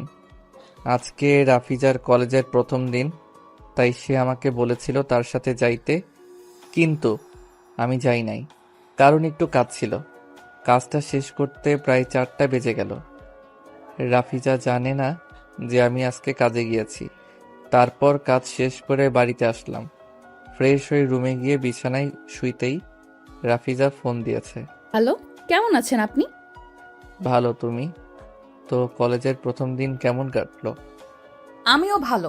কলেজের প্রথম দিন আমার খুব ভালো লেগেছে। নতুন বন্ধু বান্ধবী। তাই তো, নতুন কয়েকটা বান্ধবী আর বন্ধু করলে? কেন? এমনি বলো। 2টা বন্ধু 2টা বান্ধবী। প্রথম দিনে এত কিছু, দ্বিতীয় দিনে যে কি যে করে। কিছু বললে? না, কিছু না। মনের কথাও এখন শুন পারে নাকিও। আচ্ছা, পরে কথা হবে, খারাপ লাগতেছে। ওকে, বাই। এভাবে চলে গেল 5 দিন। আমার রেজাল্ট দিতে আর মাত্র 7 দিন। এদিকে রাফিজা নাকি প্রতিদিন কলেজে যায়। রাফিজা কলেজে ভর্তি হওয়ার পরে দেখতেছি আমার সাথে আর আগের মতো ফোন দেয় না, আগের মতো আর কথা বলে না, কেমন যেন চেঞ্জ হয়ে গেছে। আমি ফোন দিলে পরে কথা বলতেছি, ব্যস্ত আছি, আবার মাঝে মাঝে ফোন ওয়েটিং দেখতে পাই। কেন যে রাফিজা এমন করতে? রাফিজার এই অবহেলা আমি আর সহ্য করতে পারতেছি না। কষ্টগুলো আমার বুকে মনে হচ্ছে তীরের মতো গেঁথে ঢুকতেছে। কেন আমার কষ্টগুলো ও বুঝতেছে না? যে রাফিজা আমার সাথে একদিন কথা না বলতে পারলে পাগলি হয়ে যায়, সে আজকে কথা না বলে কেমন করে থাকতেছে। যে আমার জন্য সুইসাইড করেছিল, আজ কেমন করে আছে সে আমাকে ছাড়া। কেন কেন আমাকে কষ্ট দিচ্ছে? আমার কি দোষ? এভাবে দিন যাচ্ছে আমার কষ্টে। একদিন রাফিজাদের বাসায় গেলাম। আরে ইমান যে, কেমন আছো? আর আমাদের বাসায় আসোই না। ভালো আঙ্কেল, আপনি? আমিও ভালো। আঙ্কেল, রাফিজা বাসায় আছে? না তো বাবা, ও তো কলেজে গিয়েছে। ও ঠিক আছে, তাহলে আমি আসি আঙ্কেল। কেন? থাকো না বাবা, আরও আসবেই তো। না আঙ্কেল, রাফিজার সাথে খুব জরুরি কথা আছে। আমি তাহলে ওর সাথে কলেজে দেখা করে নিব। তাহলে আমি আসি আঙ্কেল। ওকে, তাহলে যাও বাবা। আমি চলে যাচ্ছি। গেট দিয়ে বাহির হতেই, ইমান শোনো, তোমার বাসার নাম্বারটা দাও তো। ঠিক আছে আঙ্কেল, এই নেন 0177378। আমি নাম্বার দিয়ে কলেজে যাচ্ছি রাফিজার কাছে। তাকে আজকে জিজ্ঞাসা করব কেন আমাকে কষ্ট দিচ্ছে। আমি তো কোনো দোষ করি নাই। তারপর কলেজে আসলাম। কলেজের গেট দিয়ে ভিতরে গিয়ে দেখতেছি রাফিজা একটা ছেলের সাথে আড্ডা চক্রে বসে আছে। এটা দেখে আমার তো খুব কষ্ট হচ্ছে। এটাই কি সেই রাফিজা আজকে আমাকে ভুলে খুব ভালো আছে? আজকে কলেজে না আসলে এর কারণ জানতে পারতাম না, কেন আমাকে কষ্ট দিচ্ছে। পরিষ্কার জানতে পারলাম আজকে কেন যেন রাফিজাকে ঘৃণা লাগতেছে। আমি আর কষ্ট পাবো না। কার জন্য কষ্ট পাবো? সে তো আজকে খুব সুখে আছে অন্য ছেলের সাথে। আজ থেকে আর রাফিজাকে ভালোবাসবো না। ওর জন্য অনেক কষ্ট পেয়েছি আর না। আমি আর কলেজে এক সেকেন্ড থাকি নাই। শাকিল, তুমি আমাকে কতটুকু ভালোবাসো? অনেক। কেন হঠাৎ এই কথা কেন? এমনি, আমাকে কখনো ভুলবে না তো? না, কখনো না।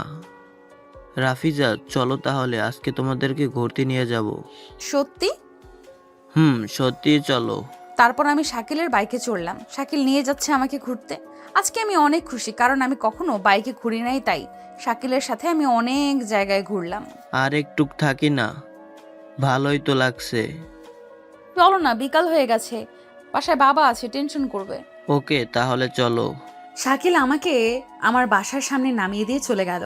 বাসায় ঢুকতেই বাবা বলতেছিল, কই ছিলে মা, এত দেরি? বাবা আজকে এক বন্ধুর সাথে ঘুরতে গিয়েছিলাম, তাই দেরি হয়েছে বাবা। ও ঠিক আছে।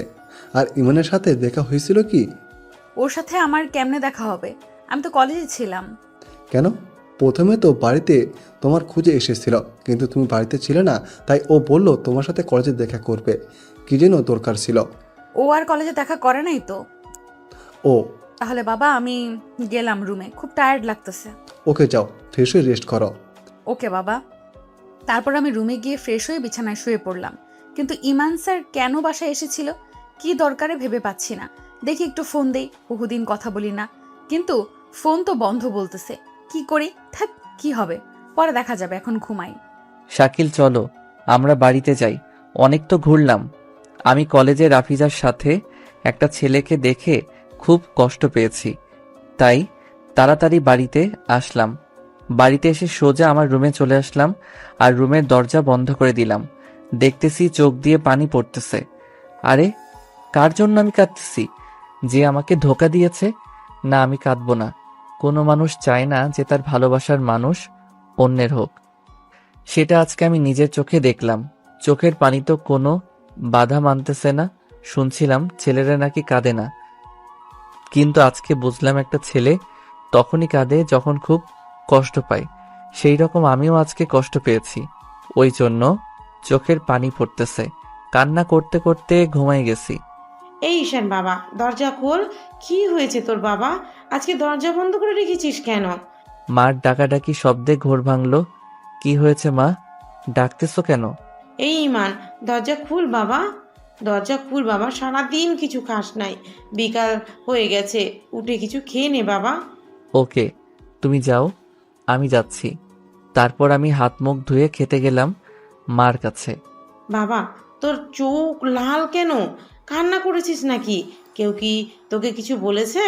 না মা, এমনিতে চোখে কি যেন পড়েছে। ওহ ঠিক আছে, বস, এখানে আমি খাবার দিচ্ছি। ওকে মা। আমি খেয়ে আবার রুমে আসলাম।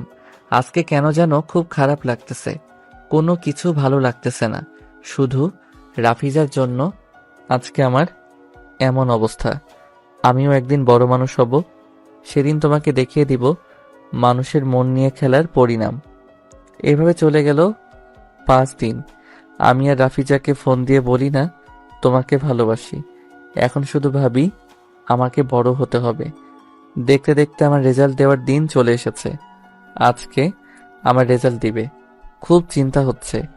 রেজাল্ট ভালো হলে তো ভালো, না হলে তাহলে আমার স্বপ্ন পূরণ হবে না। 12টা বেজে গেল। রেজাল্ট দেখতে কলেজে যাচ্ছি। কলেজে গিয়ে রেজাল্টটা নোটিশে দেখে আমি তো খুব খুশি, কারণ কলেজে সবার চেয়ে আমি ভালো রেজাল্ট হয়েছে। আমি ফার্স্ট হয়েছি কলেজে। আজকে আমি সেই খুশি, কারণ আমি আমার স্বপ্ন পূরণ করতে পারবো। না মা, আঙ্কেল আজকে যাক। ঠিক আছে বাবা, তাহলে আজকে আমি যাচ্ছি। তাহলে কালকে তুমি ছুটি নিয়ে যাইও। Okay uncle. আঙ্কেল খাওয়া দাওয়া শেষ করে চলে গেলেন আমাদের বাসা থেকে। পরের দিন সকালে মায়ের ডাকে ঘুম থেকে উঠলাম। তাড়াতাড়ি ফ্রেশ হয়ে অফিসে যাচ্ছি ছুটি নেওয়ার জন্য। নিজের গাড়ি করে অফিসে চলে আসলাম। অফিসে গিয়ে সাথে সাথেই বসের কাছে চলে গেলাম। বসের রুমের সামনে গিয়ে, may I come in sir? আরে ইমাম যে, আসো আসো, ভিতরে বসো। Okay sir. তো কি মনে করে, কোনো সমস্যা হয়েছে নাকি? না স্যার, আমাকে কিছুদিনের জন্য ছুটি লাগতো। ঠিক আছে, নাও ছুটি। মানা কি করছে? কতদিন লাগবে? 1 সপ্তাহ লাগবে স্যার। ওকে যাও, আজ থেকে তোমার 1 সপ্তাহ ছুটি। ধন্যবাদ স্যার। ওকে যাও, ধন্যবাদ দিতে হবে না। আর আজকে কি অফিস করবে? না স্যার। ঠিক আছে, যাও। Okay sir. অফিস থেকে বাসায় রওনা দিলাম। রাফিজাদের বাসায় যাইতে হবে, তাই বহুদিন পরে রাফিজাকে দেখতে পারবো। কত খুশি যে লাগতেছে। বাসায় চলে আসলাম। ইমান, কখন যাবি বাবা আমার বৌমাকে আনতে? এই তো একটু পরে রওনা দিব। ঠিক আছে বাবা। আচ্ছা, একটা কথা বলতো বাবা, আমার বৌমা দেখতে কেমন? অনেক সুন্দর মা। আর আমি উপরে গেলাম, কি কাপড় নিতে হবে। আমি আমার রুমে এসে কিছু কাপড় আমার ব্যাগে ঢুকাই নিলাম। তারপর নিচে আসলাম। মা, আমি গেলাম। ঠিক আছে বাবা, যা। আর দেখে শুনে যাস। বৌমার অপেক্ষায় রইলাম আমি। তাড়াতাড়ি আনবি। ওকে মা। মার কাছ থেকে বিদায় নিয়ে নিজের গাড়ি নিয়ে রওনা দিলাম রাফিজাদের বাড়িতে। 8 ঘন্টা পর চলে আসলাম সেই চিরচেনা শহর ফুলবাড়ি, যেখানে আমি ছোট থেকে বড় হয়েছি। রাস্তা দিয়ে যাইতে সেই কলেজটা দেখতে, তাই গাড়ি দাঁড় করিয়ে গাড়ি থেকে বাহির হলাম। কলেজটা দেখে সেই পুরনো কথা মনে পড়ে গেল, রাফিজার ধোকা দেয়া কথা। আর এখানে না দাঁড়িয়ে থেকে রওনা দিলাম আবার। 3 বছরে শহরের অনেক কিছু বদলে গেছে। 2 দিনে মানুষ বদলে যায়, আর 3 বছরে শহর বদলাবে না। চলে আসলাম রাফিজাদের বাড়িতে। বাড়িটা আগের মতোই আছে, কোনো কিছু পরিবর্তন হয় নাই। আমি গাড়িটা পার্ক করে গেটের সামনে গিয়ে কলিং বেল বাজিয়ে দিলাম। 2 বার বাজানোর পরে দরজা খুলে দিল। কে আপনি? আমি ইমান। তুমি নদী না? কিন্তু আপনি কোন ইমান? আমি ইমান, তুমি নদী না? আরে আমাকে চিনতেছ না? 3 বছর আগে আমি রাফিজাকে পড়াতে আসতাম। ও, এবার চিনতে পেরেছি। ভেতরে আসো ভাইয়া। বড় সাহেব দেখেন, ইমান ভাইয়া এসেছে। বলতে বলতে রুমে যাচ্ছে। এই কথা শুনে আঙ্কেল আন্টি রুম থেকে বাহির হয়ে আসলেন। আমার মেয়েটাকে বাঁচাও বাবা। কি হচ্ছে কি? ছেলেটা অনেক দূর থেকে আসলো, আর কি শুরু করে দিয়েছো? বাবা, তুমি তো অনেক বড় হয়ে গেছো, আমাদের তো ভুলে গেছো। কি যে বলেন না আন্টি।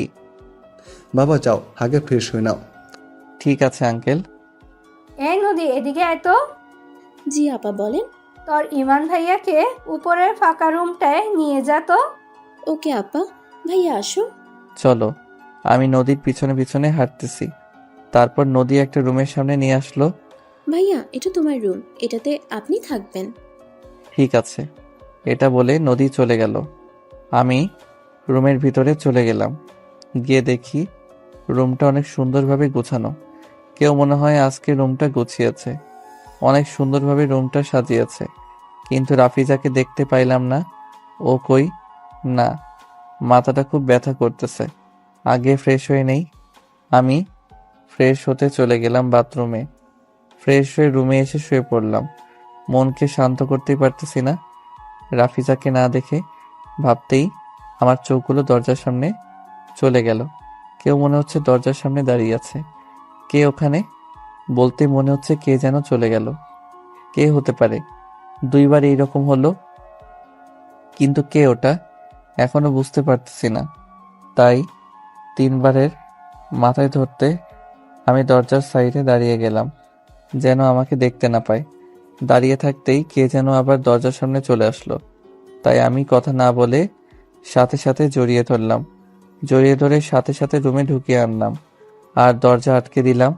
আমি তো একে দেখে অবাক। আমি তো দেখে সেই খুশি হয়েছি, বহুদিন পরে রাফিজাকে দেখতে পেয়েছি। দেখতেছি আমার আসার কথা শুনে আমার পছন্দের রঙের শাড়ি পরেছে, আগে যেমন স্বাস্থ্য তেমন করে। আমি আর তার সৌন্দর্য প্রকাশ করলাম না। আরে আপনি, আমি যে বারবার বলতেছি কে ওখানে, আপনি শুনতে পান না? মাথা নিচু করে আছে। কি হলো, কথা বলেন না কেন? আমি কোন মুখ নিয়ে তোমার সামনে আসব, তাই দূর থেকে দেখতেছি। তুমি নয়, আপনি করে বলেন। তুমি বলার অধিকার 3 বছর আগে হারিয়ে ফেলছেন। প্লিজ এমন করিও না, আমি ভুল করেছি, আমাকে ক্ষমা করে দাও প্লিজ। ক্ষমা? হাসালে আমাকে। তোমাকে ক্ষমা আমি কখনো করব না। প্লিজ আমাকে ক্ষমা করে দাও। আরে কি করছেন, পা ছাড়েন। না, পা ছাড়বো না, আমাকে আগে বলো আমাকে ক্ষমা করেছো। আচ্ছা ঠিক আছে, ক্ষমা করে দিয়েছি। আপনি আগে আমার পা ছাড়েন। মেয়ে মানুষ পা ধরে থাকবে, কেমন দেখায় না? সত্যি তো? তো আপনার কলেজের আশিকের কি খবর, যার জন্য আমাকে 3টে বছর কষ্ট পেতে হয়েছে, যার জন্য আমাকে অবহেলা করেছো? তোমাকে মন থেকে ভালোবাসতাম, কিন্তু তার প্রতিদান দিলে কি শুধু কষ্ট? আমি মানুষ চিনতে ভুল করেছি। ওই আশিক আমাকে ঠকিয়েছে। ওর বন্ধুদের সাথে বাজি ধরে আমার সাথে 1 মাস প্রেম করেছে, কিন্তু তখন বুঝতে পারিনি তোমার ভালোবাসাটা। 1 মাস পরে বুঝতে পারলাম তোমাকে ছাড়া বাঁচতে পারবো না। আমি অত কিছু বুঝি না। আমাকে ধোঁকা দেওয়ার সময় মনে ছিল না, আর সামনে আমার বিয়ে, তাই দাওয়াত দিতে আসলাম। আমি এটা মানি না, তুমি শুধু আমার। আরে ছাড়েন তো, জড়িয়ে ধরতেছেন কেন? আমি আর আপনাকে ভালোবাসি না, শুধু ঘৃণা করি। সামনে আমার বিয়ে, দাওয়াত রইল আপনার। আমার হবু বউ আপনার মতো আমাকে ধোঁকা দিবে না। এটা হতে পারে না, তুমি শুধু আমার, আমি অন্য কারোর হতে দেব না।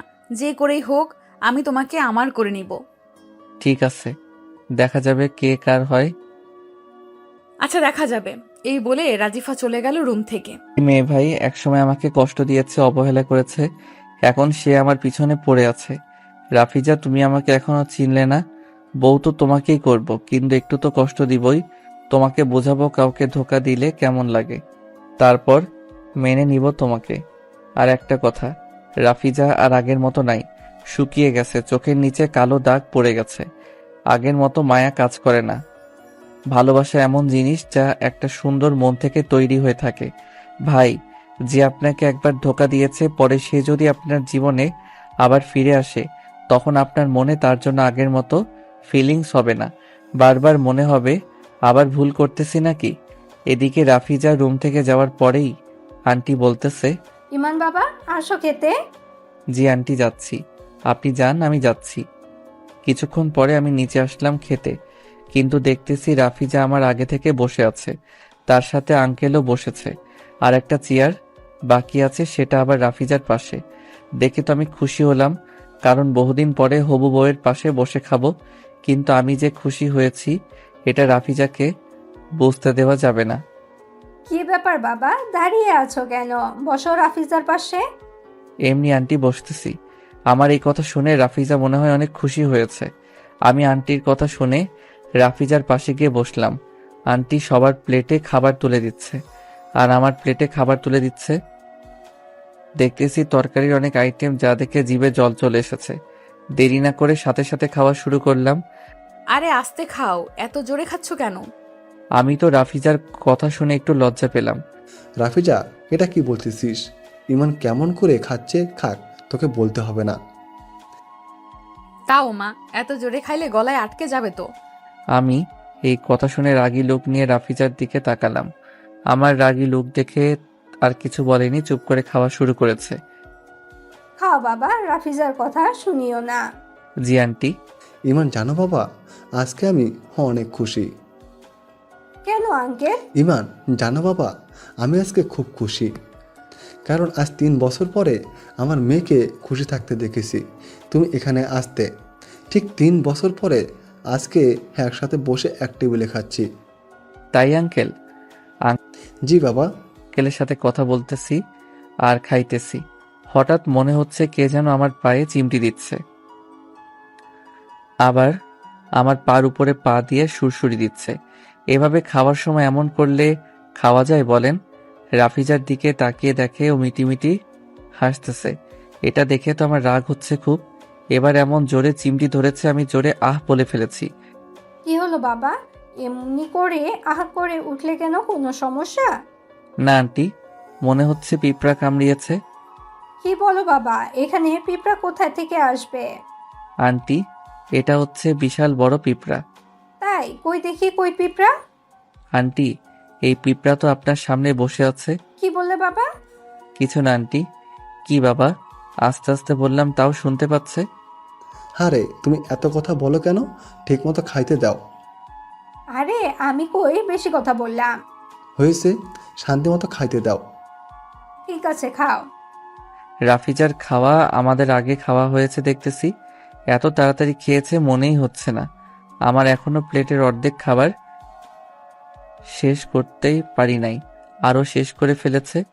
রাফিজা উঠে যাওয়ার সময় আমাকে এমন জোরে চিমটি দিয়ে আমি কাউকে বলতেও পারতেছি না লজ্জায়। আবার আগের মতো আহ বললে আন্টি যদি বলে কি হয়েছে বাবা, তাই খুব কষ্ট করে সহ্য করে আছি। থাকো, আমি খালি রুমে যাই, মজা দেখাবো। তারপর আঙ্কেলের সাথে খাওয়া শেষ হলো। তারপর আমি বলতেছি, আঙ্কেল আর আন্টি, আপনাদের সাথে একটা কথা ছিল। বলো বাবা। আমি তো এখানে বসেছি রাফিজাকে বিয়ে করতে। আজকে সোমবার, আর আমি সামনে বৃহস্পতিবারে ওকে বিয়ে করে ঢাকায় নিয়ে যাব। আপনাদের কোনো সমস্যা না থাকলে। আর একটা কথা। আরে বাবা, আমাদের কোনো সমস্যা নাই বাবা। আমি যে রাফিজাকে বিয়ে করব এটা ও যেন না জানে। কেন বাবা? এমনি, আপনারা কেউ ওকে বলবেন না। আমি ওকে বলেছি আমার বিয়ে অন্য একটা মেয়ের সাথে, তাই আপনারা ওকে কিছু বলবেন না। ঠিক আছে, কিন্তু বাবা এই কথা শুনলে মেয়েটা তো অনেক কষ্ট পাবে। এমনিতে অনেক কষ্ট পেয়েছে, আজকে তোমাকে দেখে অনেক খুশি হয়েছে। আরে আঙ্কেল, কয়েকদিনের ব্যাপার, সমস্যা নাই। বাবা, ও যদি ওর ক্ষতি করে? আরে আঙ্কেল, আপনি টেনশন করিয়েন না, আমি আছি তো নাকি? তাও বাবা, একটাই মেয়ে, আমাদের যদি কিছু হয়ে যায়? আচ্ছা আন্টি, আমার উপর ভরসা আছে তো? আছে বাবা। তাহলে আর কোনো চিন্তা করতে হবে না। আমি উপরের রুমে গেলাম। ঠিক আছে, যাও বাবা। আমি রুমে চলে আসলাম। দেখেছো ওদের দুজনকে কেমন মানিয়েছে? তুমি ঠিক বলেছ। দেখতে হবে না কার মেয়ে? হয়েছে, আর বলতে হবে না, তুমি রুমে যাও। ওকে। আমি রুমে এসে দেখি মহারানী আমার রুমে পায়ের উপর পা দিয়ে বিছানায় বসে আছে। আরে, আপনি কেন আমার রুমে? বাইরে যান। আপনাকে না বললাম আমার আশেপাশে আসবেন না? আমি আমার হবু জামাইয়ের রুমে আসছি। আমি এই রুমে যখন তখন আসবো, তোমার কি? আমার রুম, আর আপনি বলতেছেন আপনি যখন তখন আমার রুমে আসবেন না? আপনি একটা মেয়ে হয়ে একটা ছেলের রুমে আসতে শরম লাগে না? কিসের শরম হবু জামাইয়ের রুমে আসতে? আরে কি খালি আপনি আপনি করে বলতেছো? তুমি করে বলো, আর আমাকে আগের মতো করে ভালোবাসো না। ভুল তো মানুষই করে, ক্ষমা করো না সোনা। কেন? আপনাকে কেন তুমি করে বলবো? আপনি আমার কে হন যে তুমি করে বলবো? আর আমি কেন আপনাকে ভালোবাসবো? আমি তো আমার বৃহস্পতিবারে যে মেয়েটার সাথে বিয়ে হবে তাকে ভালোবাসবো। না, আমাকে ভালোবাসতে হবে। দেখা যাবে ওই দিন কার সাথে প্রেম হয় আমাকে ছাড়া। আর আমি কে হই দেখবা কি? আমিও দেখি আপনি কে হন আমার। আরে, আপনি আমার দিকে আসতেছেন কেন? আপনি যেখানে ছিলেন সেখানে থাকেন।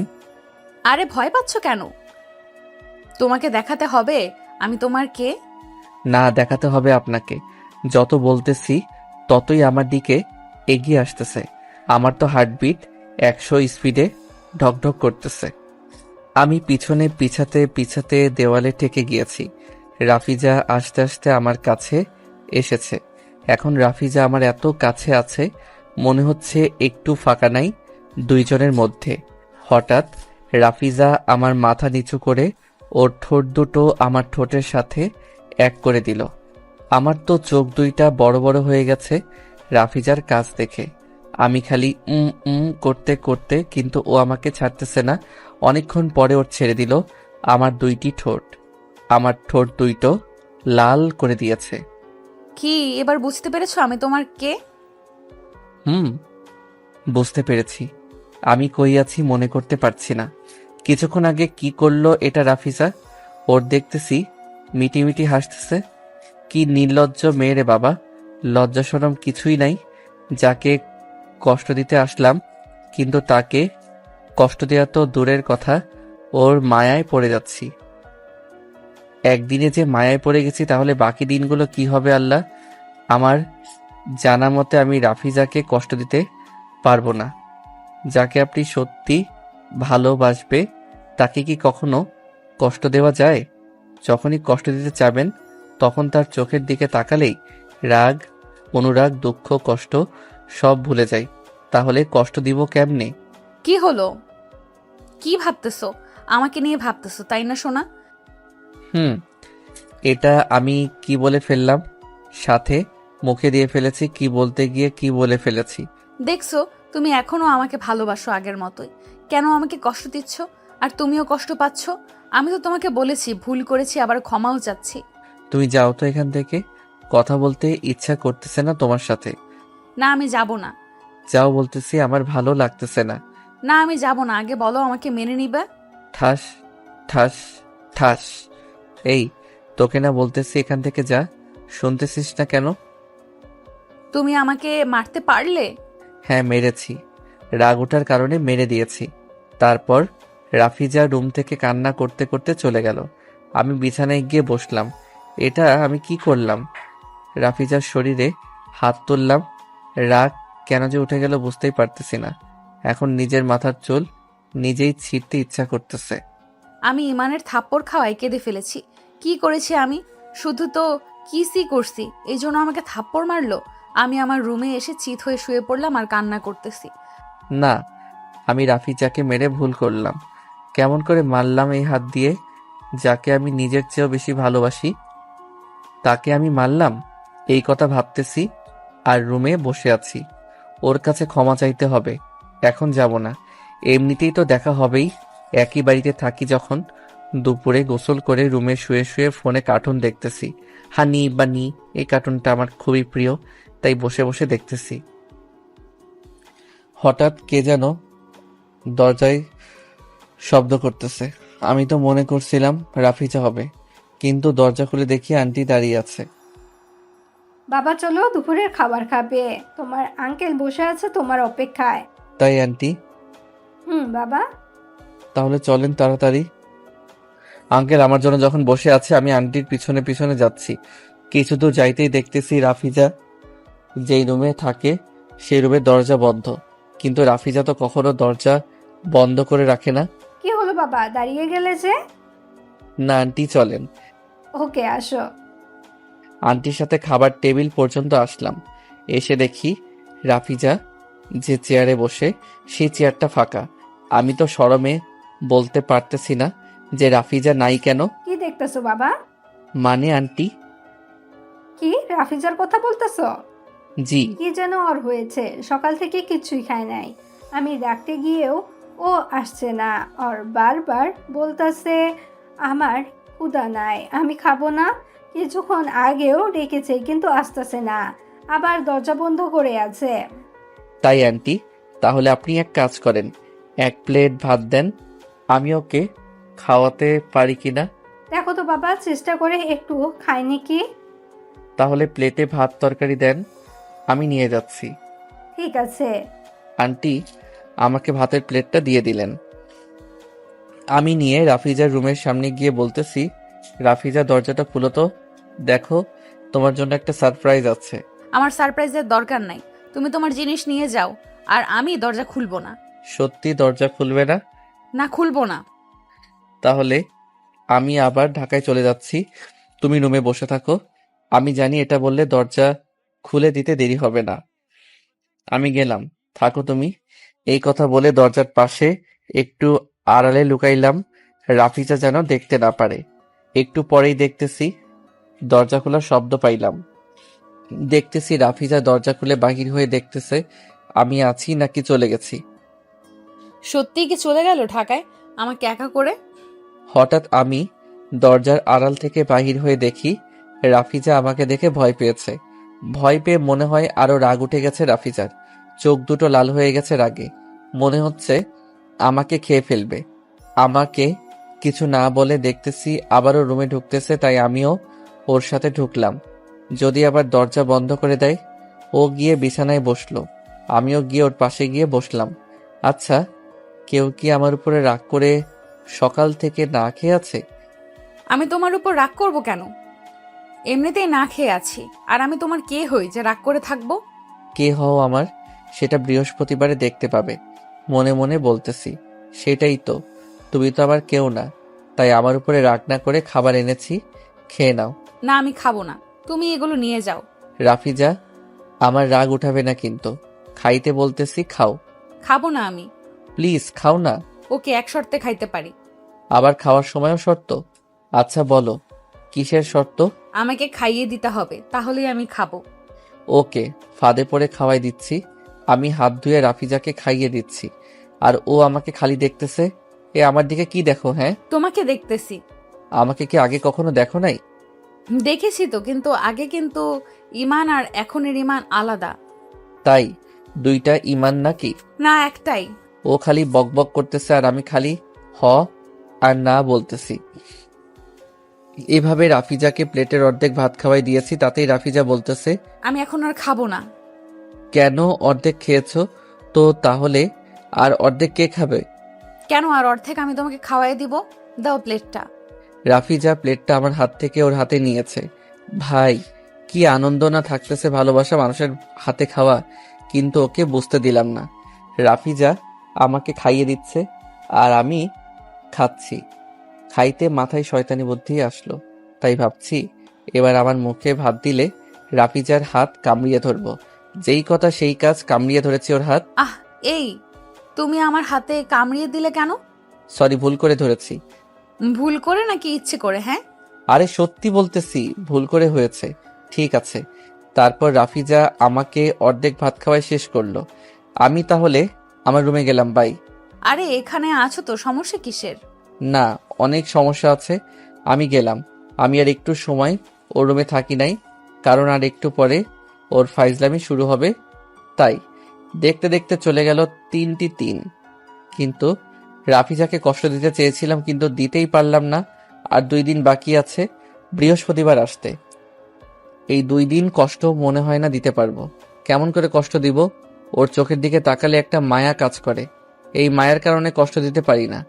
হঠাৎ দেখতেছি ফোনটা বাজতেছে, হাতে নিয়ে দেখি মা ফোন দিয়েছে। আসসালামু আলাইকুম মা।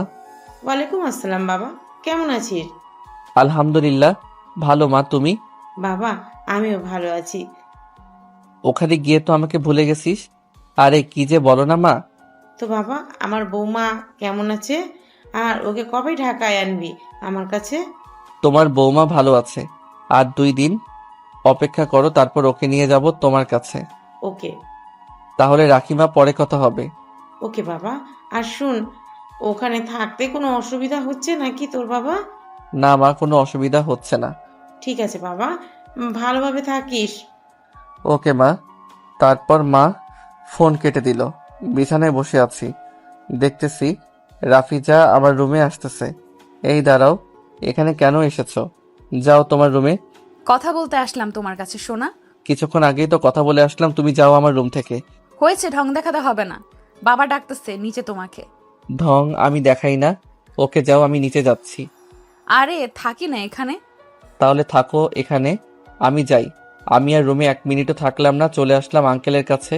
নিচে এসে দেখি আঙ্কেল সোফায় বসে আছে। আমি গিয়ে আঙ্কেলের পাশে বসলাম। আঙ্কেল, আপনি নাকি আমাকে ডেকেছেন? বাবা। কেন আঙ্কেল? বাবা, আর তো 2 দিন বাকি আছে বৃহস্পতিবার আসতে। আঙ্কেল। এবার রাফিজাকে বলবো কি এই কথা বাবা? না আঙ্কেল, ওকে আমি সারপ্রাইজ দিব সেই দিন। ঠিক আছে বাবা, তাহলে আমি বিয়ের প্রস্তুতি নিই।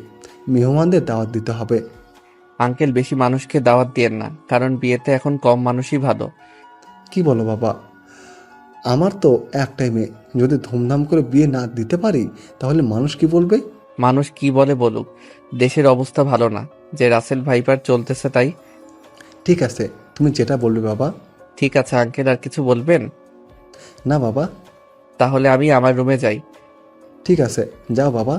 আমি রুমে আসলাম আঙ্কেলের কাছে থেকে। এসে দেখি রাফিজা রুমে আছে, বিছানায় বসে।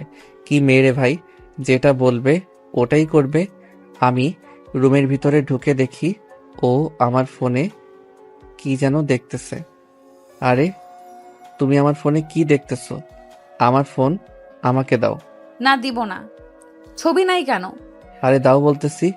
আর কিসের ছবির কথা বলতেছো? কেন, যার সাথে তোমার বিয়ে হবে? ফোনে পিক রেখে কি করব? সব সময় তো সামনেই থাকে আমার বউ। আস্তে আস্তে বলতেছি। আরে কি বিড়বিড় করতেছো? জোরে বলো, কি বলতেছো? না কিছু না। আর তুমি ছবি দেখে কি করবা? আমি আমার বউয়ের ছবি কেন তোমাকে দেখাবো? হ্যাঁ, আমি দেখবো ওই মেয়ে আমার চেয়ে সুন্দরী কিনা। আমার বউ অনেক সুন্দর তোমার চেয়ে, ওকে? আমার বউ অনেক সুন্দর তোমার চেয়ে, ওকে? আর ফোন দাও তো। আমি রাফিজার হাত থেকে আমার ফোনটা কেড়ে নিলাম। সত্যি কি তুমি ওই মেয়েকে বিয়ে করবে আমাকে ছেড়ে? আর ওই মেয়ে কি আমার চেয়ে সুন্দর? তোমাকে বিয়ে করব না। ঠিক আছে। মন খারাপ করে চলে গেল আমার রুম থেকে। আর 2 দিন অপেক্ষা করো, তারপর আর কষ্ট দিব না তোমাকে। দেখতে দেখতে 2 দিন চলে গেল। আজকে আমার আর রাফিজার বিয়ে, এটা কিন্তু ও এখনো জানে না। তাই সকাল সকাল ঘুম থেকে উঠে দেখি, ফ্রেশ হয়ে নিচে এসে দেখি সবাই বিয়ে নিয়ে ব্যস্ত। বাড়িটা হালকা সাজানো হয়েছে, কিন্তু রাফিজাকে দেখতে পাচ্ছি না। তাই আমি এগুলো দেখে আবার রুমে আসলাম। রুমে এসে মাকে ফোন দিলাম। আসসালামু আলাইকুম মা। ওয়ালাইকুম আসসালাম বাবা, কেমন আছিস? ভালো মা, তুমি? আমিও ভালো। কি করিস বাবা? বসে আছি রুমে। আর আজকে রেডি থাকো, তোমার বৌমাকে নিয়ে যাব তোমার কাছে। সত্যি বাবা? হুম। ওকে ভাই, তাহলে আমি রেডি হই, ছেলে আসবে বলে কথা। হ্যাঁ ঠিক আছে মা। ফোন মা কেটে দিল। জীবনে কখন সুখ দুঃখ আসবে কেউ জানে না, কি থেকে কি হয়ে গেল। আজকে আমার বিয়ে কেমন যেন লাগতেছে। মাঝে মাঝে মনে হচ্ছে আমি তো আমার ভালোবাসার মানুষকেই বিয়ে করব, কিন্তু রাফিজা কই, ওকে দেখতে পাচ্ছি না। দেখি ওর রুমে গিয়ে, কিন্তু ওর রুমে গিয়ে ওকে আর পেলাম না। তাই আবার আমার রুমে আসলাম। কই গেল পাগলিটা? বাবা, এগুলো সাজাচ্ছ কেন? কারো বিয়ে নাকি? হ্যাঁ মা, তুই জানিস না আজকে ইমানের বিয়ে? কার সাথে বাবা? কেন? আরে এখানে কি করো? এদিকে আসো, কাজ আছে। রাফিজা গেলাম, তোমার মা ডাকতেছে। কিন্তু বলে তো যাও কার সাথে বিয়ে। আমি গেলাম রাফিজা, তোমার মা রাগ করবে। কি তোমাকে না বলেছে রাফিসাকে বলতে বিয়ের কথা? আর আমি মেয়েটার দুঃখ আর দেখতে পারতেছি না। আরে আর কিছুক্ষণের তো ব্যাপার। ওকে আর বলবে না। কি ব্যাপার বাবা, কেন আমাকে পাত্তাই দিচ্ছে না? আমি কি সত্যি ইমানকে হারিয়ে ফেলবো আজকে? আমি তো ইমানকে ছাড়া বাঁচতে পারবো না, তাও আমাকে মেনে নিতে হবে। রাফিজা, তোর পাপের শাস্তি পাচ্ছিস। আমি এগুলো ভেবে কান্না করতে করতে আমার রুমে চলে আসলাম। ভাবতেছি সুইসাইড করব। না, আর কষ্ট সহ্য হচ্ছে না, কিন্তু সুইসাইড একবার করতেই মা বাবা যে কষ্ট পেয়েছে তাই পারতেছি না। দুপুর গড়িয়ে বিকাল হয়ে যাচ্ছে। আমি বর সেজে চলে আসলাম নিচে আঙ্কেলের কাছে। বাবা তুমি এসেছো, এখানে বসো। আমি সোফায় গিয়ে বসলাম। এখানে দেখতেছি কিছু মুরব্বি আর কাজী বসে আছে। তো রফিক সাহেব, ছেলে তো এখানে, মেয়ে কই? এই আছে, দাঁড়ান। রাফিজার মা, রাফিজাকে নিয়ে আসো তো। ওকে, আনতাছি। একটু তাড়াতাড়ি নিয়ে আসো। ওকে। রাফিজা মা, দরজা খোল। আমি দরজা খুলবো না। আমি ইমানকে অন্যের হোক এটা নিজের চোখে দেখতে পারবো না। মা, তুমি যাও এখান থেকে। আরে দরজা তো খোল আগে, তোর বাবা ডাকতেছে। বাবার কথা শুনে দরজা না খোলা সত্ত্বেও খুললাম। বাবাকে একটু ভয় পাই তো, দরজা খুলে দেখি মার হাতে লাল শাড়ি আর কিছু, আর অনেক কিছু, মানে বউ সাজতে যা যা লাগে। এগুলো কার মা? কেন তোর জন্য?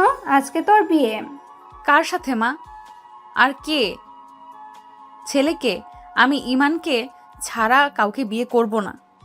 তোর বাবা চাচ্ছে ইমানের তো আজকে বিয়ে হবে, তাই তোরও বিয়েটা সারতে চায়। ছেলে ভালো চাকরি করে, নে এগুলো পরে নে তাড়াতাড়ি। না মা, আমি এই বিয়ে করতে পারবো না। মা তুই কি চাস তোর বাবার যেটুকু সম্মান আছে তা নষ্ট হোক? আমি আর কিছু বলি নাই। কি বলবো? হুট করে বলতেছে আমার বিয়ে, চেনা নাই জানা নাই, কোন ছেলের সাথে জানি বিয়ে। কি হলো? আচ্ছা আয়, আমি তোকে সাজিয়ে দিচ্ছি। মা আমাকে সাজিয়ে দিচ্ছে, আমি চুপ করে আছি। মনে হচ্ছে আমার দেহে প্রাণ চলে গেছে। খুব কষ্ট হচ্ছে, যাকে প্রাণের চেয়ে বেশি ভালোবাসেছি তাকে ছাড়া অন্য কাউকে বিয়ে করতে হবে। আজকে আমার মেয়েকে তো অনেক সুন্দর লাগতেছে বউ সেজে।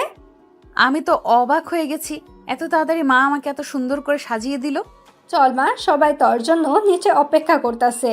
আমি আর কিচ্ছু বলি নাই, মা আমাকে নিচে নিয়ে আসতেছে। আরে এটা কি রাফিজা যে আমার বউ হবে? এত সুন্দর লাগতেছে বউ সেজে, আমি তো চোখ সরাতেই পারছি না। ইমান কন্ট্রোল, তোরে তো বউ পরেও দেখতে পাবি। এখন তো চেপে থাক, রাফিজা যদি চিনতে না পারে। বসো মা এখানে। মা তুমি ছেলেটার পাশে বসো, আর কি বলে বিয়ের কাজ শুরু করি। ঠিক আছে কাজী সাহেব, শুরু করেন বিয়ের কাজ। আমি তো রাফিজাকে বারবার দেখতেছি, ও আমাকে একবারও দেখে নাই, মাথা নিচু করেই আছে। রাফিজা আর একটু অপেক্ষা করো, সারপ্রাইজ পাবে। কাজী বিয়ে পড়ানো শুরু করে দিয়েছে। প্রথম কাজী আমাকে বলতে বলে, বলো বাবা কবুল, কবুল। বলো বাবা কবুল। কবুল। আরেকবার বলল, কবুল। আলহামদুলিল্লাহ। এবার মা তুমি বলো কবুল। চুপ করে আছি, কবুল বলবো কি না। বলো মা কবুল। বল মা কবুল। আমি তো শুধু চুপ করে রাফিজার কাহিনী দেখতেছি। শেষে ও কবুল বলে ফেলেছে। বিয়ে হয়ে গেল আমার আর রাফিজার। আমার আজকে খুব একজন খুশি মানুষ মনে হচ্ছে। বিয়ে পড়াতে রাত 8টা বেজে গেল, তাই আঙ্কেল আর আজকে যাইতে দিল না ঢাকায়।